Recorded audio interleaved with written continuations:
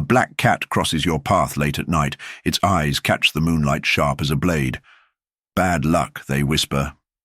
But whose? The cat's weaving through shadows like a curse, or yours, stumbling blind into what waits? Daniel met one that night, under a sky too heavy to breathe. Was it misfortune, or a secret tilting the scales? Let's see.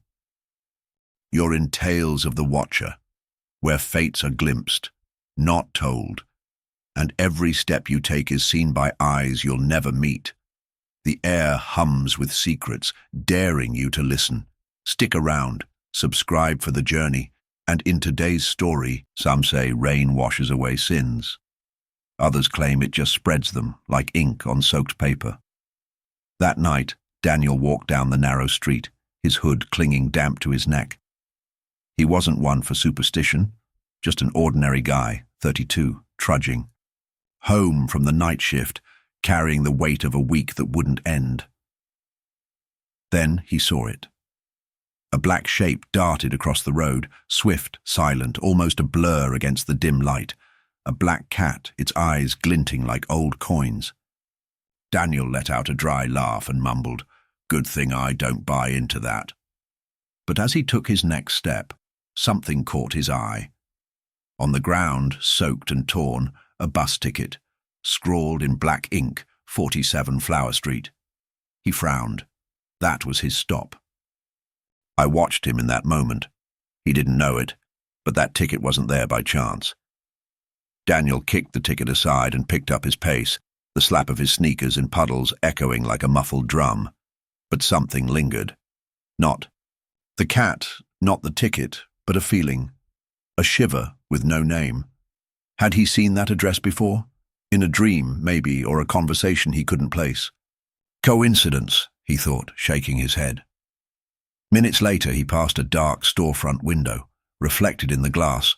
For a split second, it wasn't just him. Something, or someone, stood behind, but when he turned, the street was empty. His heart jolted, and he laughed again, this time shaky.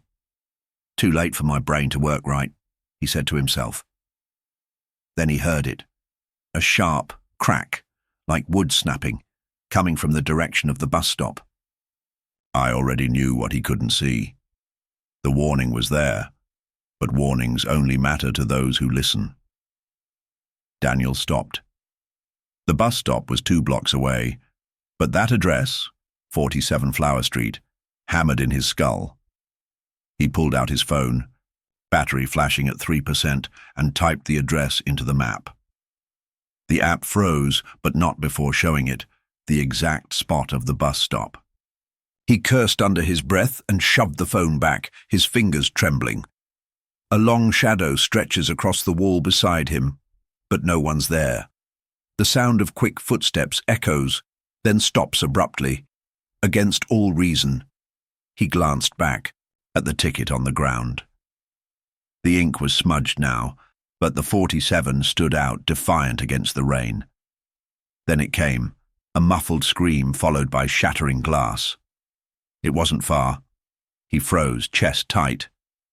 Not my problem, he whispered, but his feet were already turning, taking him down a side street. Choices, Daniel. They always find a way to catch up. The side street was darker, the lamps dead, but Daniel felt an odd relief as he veered from his usual path. He didn't know why, just that he had to keep going. Then the noise erupted. Behind him, screeching tires, crumpling metal, voices barking orders. He turned his head and saw blue and red lights flashing at the corner he'd just dodged. Daniel ducks behind a dumpster, his heartbeat thundering in his ears. He glimpses figures running, a masked man with a bag, another sprawled on the ground.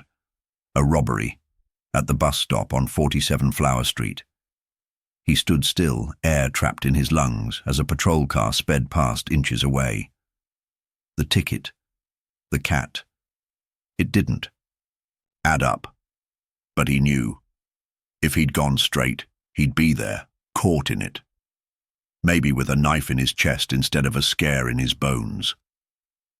As Daniel exhales in relief, Something slips from his pocket. A second ticket, identical to the first. Pristine, like it never touched the ground. Daniel got home an hour later, body heavy, mind spinning. He tossed his keys on the table and sank into the couch, staring at the ceiling. The robbery hit the news. 2 injured, 1 got away. He was safe, but safe from what exactly? The ticket still burned in his memory, but the second one, the one that fell from his pocket, he didn't dare touch again.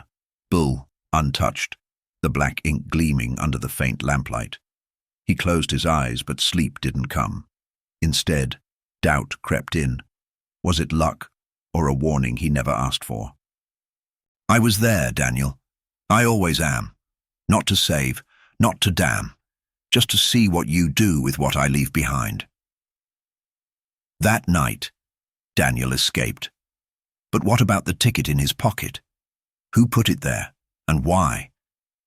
Some answers don't come with the sunrise. This is Tales of the Watcher, where shadows tell what eyes can't see. Until the next tale.